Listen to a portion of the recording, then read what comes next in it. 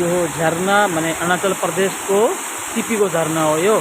तपाईँ हजुर कसैलाई माने घुम्नु सुम्नु इन्जोय गर्नु मन छ भने आउनु सक्नुहुन्छ। भालेपुङको यो अरू तपाईँको यो भालेपुङको लागि एनआरएल पास बनाउनु पर्छ। अनि पासको लागि पर्छ तपाईँको आधार कार्ड लिएर आउँदा हुन्छ।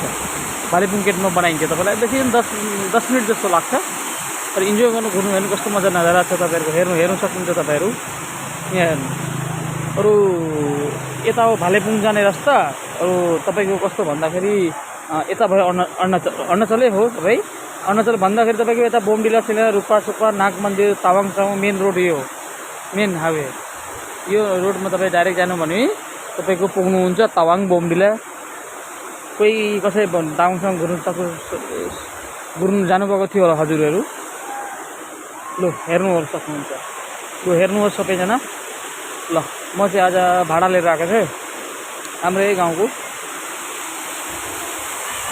आएर तपाईँको नुहाउनुको लागि कपडा सपडा चेन्ज गर्नु एभ्रिथिङ सबै तपाईँ यहाँ छ। त्यो कपडा चेन्ज गर्ने जग्गा हो।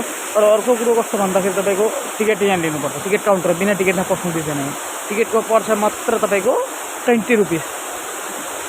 सबको मालुम चला ना 20 रुपिस ओन्ली 20 रुपिसमा सब थोक हुन्छ। इन्जोय गर्नु नुहाउनु सुहाउनु एभ्रिथिङ हुन्छ। ल ओके बाई बाई।